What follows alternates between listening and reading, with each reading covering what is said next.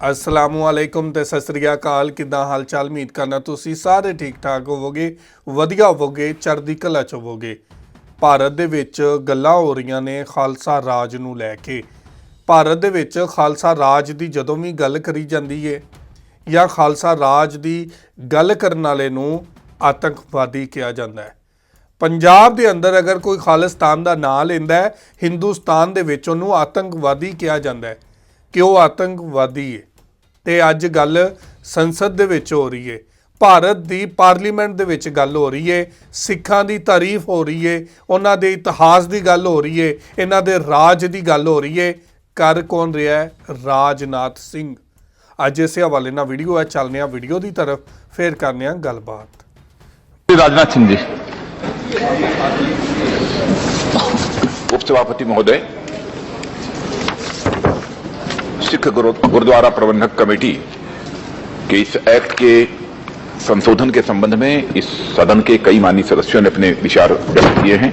मैं सभी के विचारों को महत्वपूर्ण मानता हूं और उसमें सबसे पहले इस चर्चा की शुरुआत यदि की है तो श्री संतोष जी चौधरी, उसके बाद श्री जितेंद्र जी ने समर्थन दिया है, सतपथी जी ने, भगवंत जी मान ने और चंदू बाजरा जी ने अपने विचार व्यक्त किए हैं, चरणजीत जी रोरी और रवनीत सिंह जी और मीनाक्षी लेखी, इन सब सारे लोगों ने विचार व्यक्त किए हैं।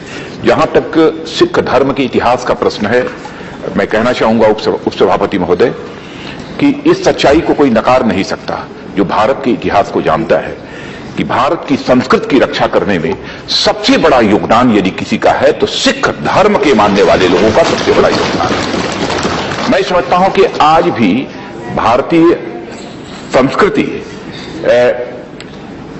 की जिस प्रकार से सिख कौम के लोगों ने रक्षा की है, उसी के परिणाम स्वरूप आज भारतीय संस्कृति का प्रचार प्रसार दुनिया के दूसरे देशों में भी हुआ है और आज भी भारतीय संस्कृति के प्रति दुनिया के दूसरे देशों में रहने वाले लोग भी आस्था और विश्वास रखते हैं। जहां तक इस एक्ट का प्रश्न है, इस एक्ट के बारे में मैं जरूर कहना चाहता हूं कि सरकार को एक शिकायत प्राप्त हुई थी एसजीपीसी के ऑफिस बेयर्स के द्वारा और साथ ही साथ एसजीपीसी के मेंबर्स के द्वारा भी यह शिकायत प्राप्त हुई थी कि जब कभी एसजीपीसी के चुनाव होते हैं तो चुनाव के समय ऐसे लोग जो सिख नहीं होते हैं उनको भी मतदाता बना दिया जाता है और यह कोशिश की जाती है कि मतदाता के रूप में वह भी अपना रोल प्ले करें। तो जिन सिख धर्म को मानने वालों के हाथों में एसजीपीसी का मैनेजमेंट होना चाहिए, जो कंट्रोल रहना चाहिए, उसके लिए खतरा पैदा होता जा रहा है। यह एक शिकायत उस समय वहां पर की थी और साथ ही एसजीपीसी की जो जनरल असेंबली है उसने भी एक अपनी बैठक की थी और उसमें एक संकल्प पारित किया था और जिसमें उन्होंने कहा था कि केवल सिखों को ही यानी सहधारियों को उससे अलग करके वो मतदाता का अधिकार केवल सिखों को दिया जाना चाहिए, एक ऐसा प्रस्ताव पारित किया था जिसका समर्थन पंजाब की गवर्नमेंट ने भी उस समय किया था।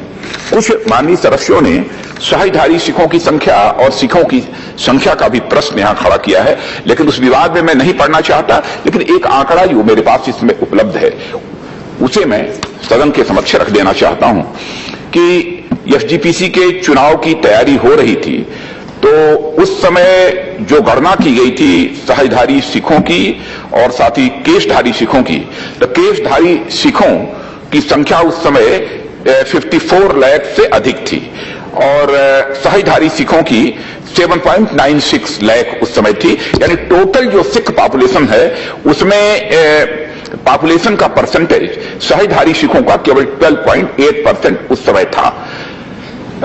भले ही यह मतदाता सूची उस समय क्यों न बनी हो, लेकिन 2004 में भी और 2011 के चुनाव में भी सहजधारी अपने मतों का प्रयोग नहीं कर पाए थे। ऐसी स्थिति में बहुत ही सोच विचार कर, और मीनाक्षी जी ने जो बात यह कही है कि पंजाब और हरियाणा हाईकोर्ट ने भी पहले ही कह दिया था कि एक कॉम्पिटेंट लेजिस्लेचर यदि चाहे तो इस संबंध में कोई भी निर्णय कर सकता है।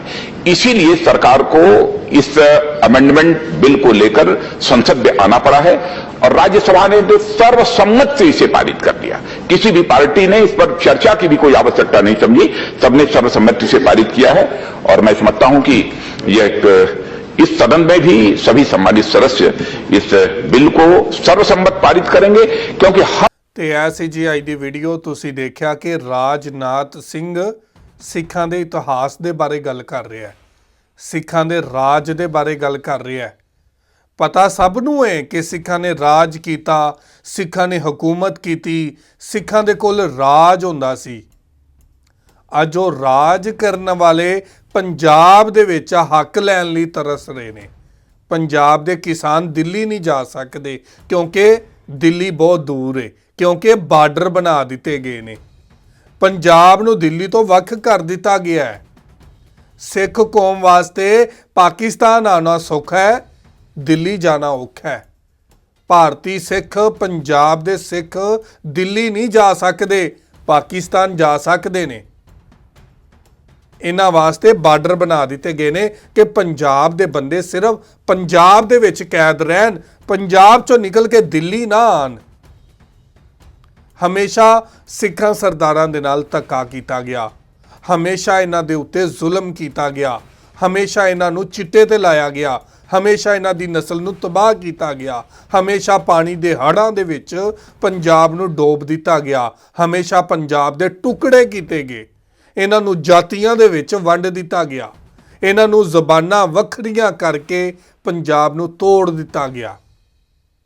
ਹਰਿਆਣਾ ਵੱਖਰਾ ਕਰਤਾ, ਹਿਮਾਚਲ ਵੱਖਰਾ ਕਰਤਾ, ਸਾਰੇ ਜ਼ਿਲ੍ਹੇ ਵੰਡ ਕੇ ਇਹਨਾਂ ਨੂੰ ਜ਼ਬਾਨਾਂ ਦੀ ਬੇਸ ਦੇ ਉੱਤੇ ਇੱਕ ਸਟੇਟ ਬਣਾ ਦਿੱਤਾ ਗਿਆ ਤਾਂ ਕਿ ਪੰਜਾਬ ਦੀ ਸ਼ਨਾਖਤ ਨੂੰ ਖਤਮ ਕਰ ਦਿੱਤਾ ਜਾਏ, ਪੰਜਾਬ ਨੂੰ ਖਤਮ ਕਰ ਦਿੱਤਾ ਜਾਏ, ਪੰਜਾਬ ਦੀ ਸੋਚ ਨੂੰ ਖਤਮ ਕਰ ਦਿੱਤਾ ਜਾਏ। ਲੇਕਿਨ ਰਾਜਨਾਥ ਸਿੰਘ ਅੱਜ ਪਾਰਲੀਮੈਂਟ ਦੇ ਵਿੱਚ ਖੜੇ ਹੋ ਕੇ ਸਿੱਖਾਂ ਦੀ ਗੱਲ ਕਰ ਰਿਹਾ ਹੈ, ਸਿੱਖ ਰਾਜ ਦੀ ਗੱਲ ਕਰ ਰਿਹਾ ਹੈ, ਸਿੱਖ ਇਤਿਹਾਸ ਦੀ ਗੱਲ ਕਰ ਰਿਹਾ ਹੈ।